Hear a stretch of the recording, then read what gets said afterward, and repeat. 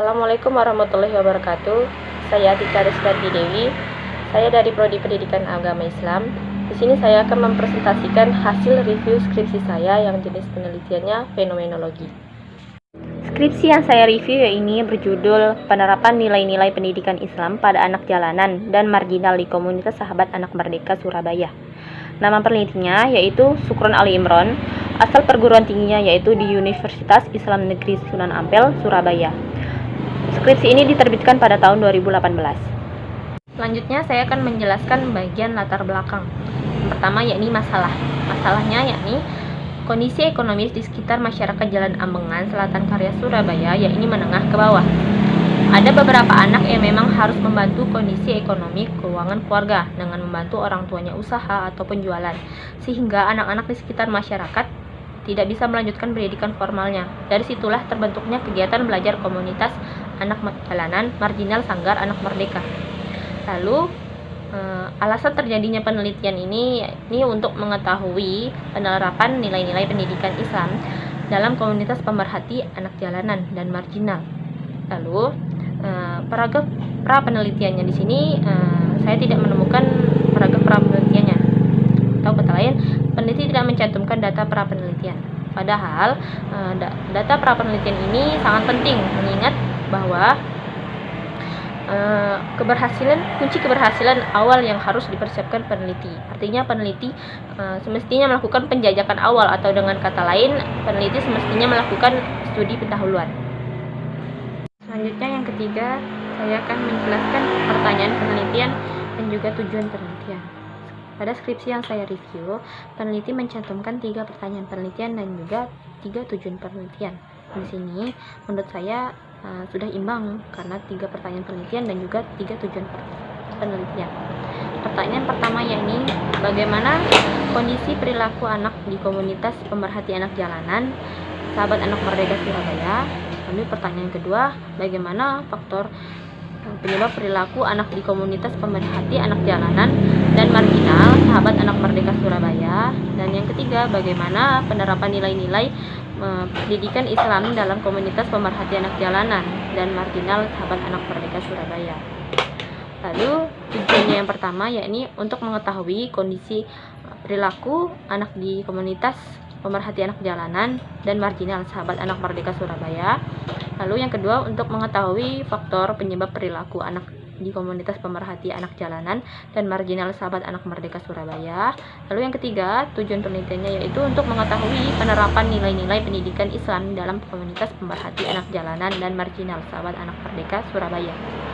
Komentar saya terkait pertanyaan dan tujuan penelitian ini yang pertama, pertanyaan penelitiannya. Pertanyaan penelitian di sini menurut saya sudah baik dan imbang dengan apa yang diuraikan peneliti pada latar belakang, terlebih pada masalah yang terjadi di lapangan pada saat penelitian.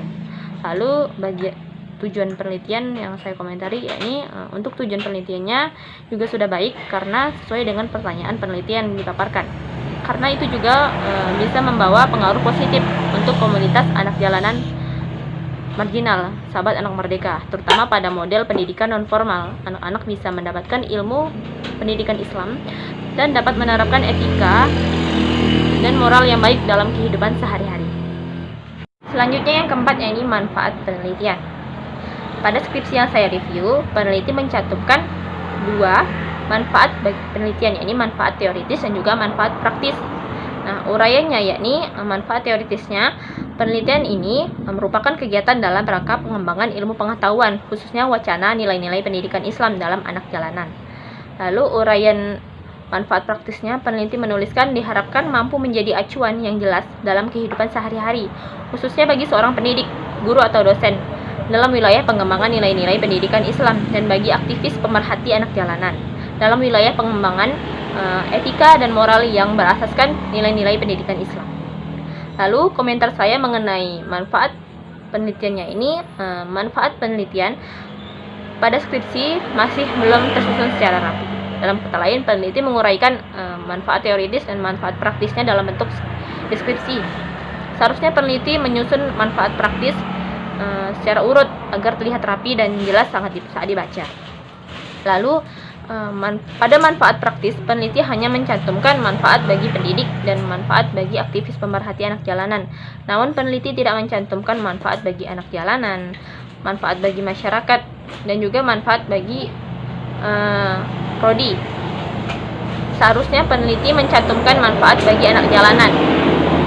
Bisa dengan hendaknya anak-anak lebih semangat lagi dalam mengikuti proses pembelajaran, serta lebih menjaga perilaku yang sopan dan santun terhadap pengajar dan orang tua masing-masing.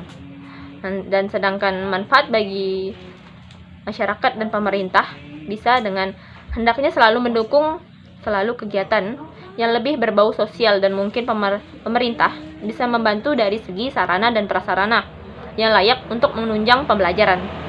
Dan sedangkan manfaat bagi prodi, peneliti bisa mencantumkan dengan kata-kata memberikan masukan kepada program studi dalam rangka meningkatkan kualitas perkuliahan dan dapat membentuk akademik dalam pengajuan akreditas perguruan tinggi khususnya bagi prodi. Lalu yang kelima yakni landasan teori atau kajian pustaka. Pada skripsi yang saya review, peneliti mencantumkan 3 teori yang dikaji, yakni pendidikan agama Islam, tinjauan tentang akhlak perilaku, dan juga anak jalanan. Lalu subteorinya pada teori pendidikan agama Islam, yang pertama ada pengertian pendidikan agama Islam, dasar-dasar pendidikan agama Islam, tujuan pendidikan Islam, metode pendidikan Islam, dan juga aspek pendidikan agama Islam. Lalu subteori pada teori tinjauan tentang akhlak perilaku, yakni ada pengertian akhlak perilaku, macam-macam akhlak perilaku, dasar dan tujuan pembinaan akhlak, dan yang terakhir ada faktor-faktor yang mempengaruhi akhlak. Lalu subteori pada teori anak jalanan yang pertama ada pengertian anak jalanan, sebab-sebab anak turun ke jalan, klasifikasi anak jalanan, dan yang terakhir problematika anak jalanan. Nah, lalu komentar saya terkait tentang landasan teori kajian ini menurut saya sudah baik dan sesuai, karena apa yang peneliti bahas dalam kajian teori ada sangkut pautnya dengan judul dan kata kunci pada abstrak. Namun kurangnya di sini menurut saya peneliti kurang jelas mencantumkan sumber kutipan. Misalnya tidak mencantumkan halaman buku yang dikutip atau tahun buku yang dikutip. Selanjutnya yang keenam yakni kajian peneliti terdahulu.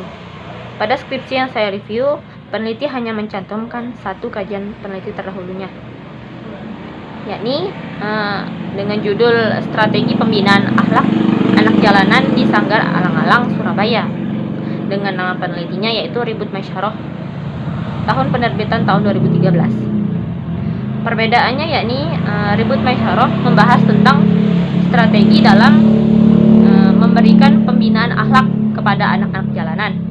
Lalu persamaannya ini dalam wacana ini objek yang dituju sama, yakni membahas tentang anak jalanan. Lalu komentar saya mengenai penelitian terdahulu di sini, menurut saya tidak ada yang perlu dikritisi karena perbedaan dan persamaannya sudah cukup signifikan. Perbedaannya hanya terdapat pada pembahasan tentang strategi yang peneliti kaji. Namun objek yang diteliti itu sama, yaitu anak jalanan.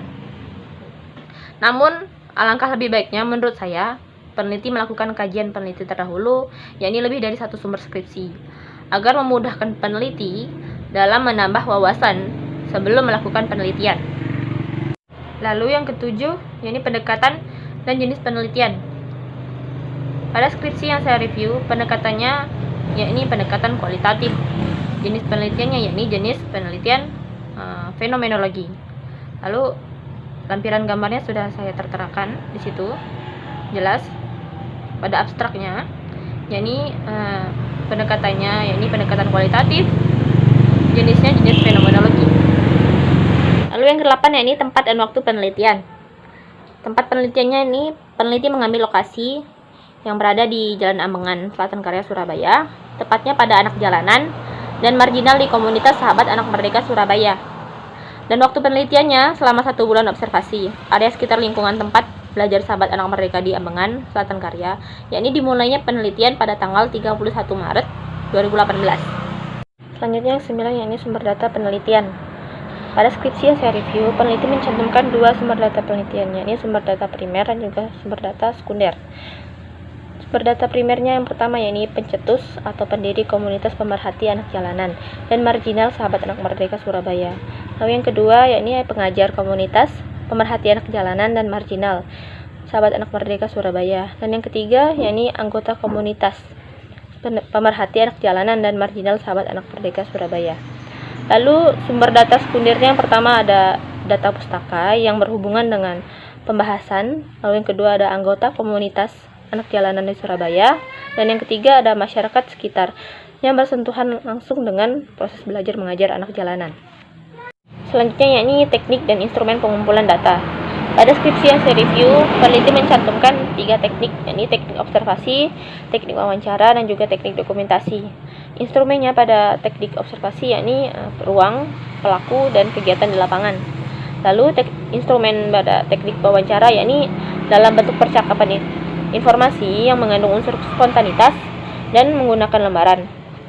Lalu instrumen teknik dokumentasinya yakni peneliti memilih dokumen benda-benda tertulis seperti buku-buku, majalah, dokumen, peraturan-peraturan, dan catatan harian lainnya. Lalu pada temuan penelitian setelah saya review, peneliti menuliskan beberapa teknik pengumpulan data dan juga instrumen atau alat pengumpulan datanya. Yang pertama, pertanyaan penelitian yang pertama yakni bagaimana kondisi perilaku anak di komunitas pemerhati anak jalanan dan marginal sahabat anak Surabaya. Ini menggunakan teknik pengumpulan datanya yang pertama teknik observasi. Lalu instrumennya pada ruang yakni tempat belajar sahabat anak merdeka. Pelakunya yakni koordinator wilayah yaitu Ayubi Mustafa dan para pengajar partisipan sahabat anak merdeka. Lalu kegiatan di lapangannya yakni area sekitaran lingkungan tempat belajar sahabat anak merdeka. Lalu teknik wawancaranya ini koordinator wilayah program pengajar atau Ayubi Mustafa. Lalu para pengajar partisipan di sahabat anak merdeka. Lalu pertanyaan penelitian yang kedua yakni bagaimana faktor penyebab perilaku anak di komunitas sahabat anak merdeka. Ini pertama ini menggunakan teknik observasi. Ruang pelakunya tempat belajar sahabat anak merdeka. Pelakunya yakni koordinator wilayah atau Ayubi Mustafa, para pengajar partisipan di sahabat anak merdeka, dan salah satu anak merdeka Ambangan Selatan Karya. Kegiatan lapangannya yakni di area sekitar lingkungan tempat belajar sahabat anak merdeka. Lalu teknik wawancaranya dengan instrumennya yaitu koordinator wilayah program pengajar Ayubi Mustafa, para pengajar partisipan di sahabat anak merdeka, dan juga salah satu anak merdeka Ambangan Selatan Karya. Lalu pertanyaan penelitian yang ketiga yakni bagaimana penerapan nilai-nilai pendidikan Islam dalam komunitas pemerhati anak jalanan dan marginal sahabat anak merdeka Surabaya. Ini menggunakan teknik observasinya yakni ruangnya di tempat belajar sahabat anak merdeka. Pelakunya yakni koordinator wilayah yaitu Ayubi Mustafa. Kegiatan lapangannya di area sekitar lingkungan tempat belajar sahabat anak merdeka. Lalu teknik wawancaranya instrumennya menggunakan koordinator wilayah yaitu Ayubi Mustafa. Lalu komentar saya pada bagian ini, teknik dan instrumennya pengumpulan data pada bab 3, tabel yang pertama yang saya uraikan dari skripsi hampir sesuai dengan bagian penyajian penyajian data yaitu tabel kedua. Pada bagian penyajian data setelah saya tinjau peneliti mencantumkan teknik observasi dan teknik wawancara, dan juga mencantumkan instrumen dari teknik observasi dan teknik wawancara. Di sini sudah sesuai pada bab 3 yang peneliti uraikan, ini pada tabel pertama. Namun kekurangannya pada bagian penyajian data, peneliti tidak mencantumkan instrumen pengumpulan data. Pada teknik dokumentasi yang mana bab 3 peneliti menuliskan instrumennya yakni penelitian ini memilih dokumen benda-benda tertulis seperti buku-buku, majalah, dokumen, peraturan-peraturan, dan catatan harian lainnya. Tetapi setelah saya tinjau ulang, peneliti tidak mencantumkan instrumen pengumpulan datanya. Apakah peneliti ini menggunakan instrumen buku atau majalah, dokumen, peraturan-peraturan, atau catatan harian lainnya?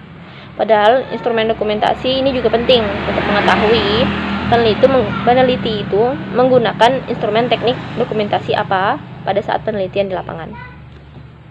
Yang ke-11 yakni teknik pemeriksaan keabsahan data. Pada skripsi yang saya review, peneliti menggunakan dua teknik untuk memeriksa keabsahan data, yakni triangulasi dan juga kredibilitas data. Lalu komentar saya, menurut saya tidak ada yang perlu dikritisi karena apa yang diuraikan peneliti dalam bentuk keabsahan data peneliti sudah diberikan penjelasan semua di dalam materi perkuliahan. Serta di dalam pembahasan pekan lalu bahwa teknik pemeriksaan keabsahan data boleh menggunakan 2 atau lebih, sementara pada skripsi tersebut peneliti menggunakan lebih dari 1. Yang ke-12 yakni teknik analisis data. Peneliti menggunakan teknik analisis Hamersky dan Atkinson. Komentar saya, pada skripsi yang saya review, peneliti tidak memberikan spesifik apa nama dari teknik analisis data yang peneliti gunakan. Peneliti hanya menguraikan tahap pengumpulan data seperti tafsiran dan atau interpretasi dalam bentuk deskripsi, sehingga saya menuliskan teknik yang telah diuraikan peneliti dalam skripsi atau yang digunakan peneliti tersebut, yakni teknik model analisis Hamersky dan Atkinson. Dan dengan apa yang saya temukan pada berbagai literatur, dengan itu menunjukkan bahwa peneliti menggunakan teknik tersebut. Sekian presentasi dari saya. Apabila ada kesalahan mohon dimaafkan. Wabillahi taufiq wal hidayah. Wassalamualaikum warahmatullahi wabarakatuh.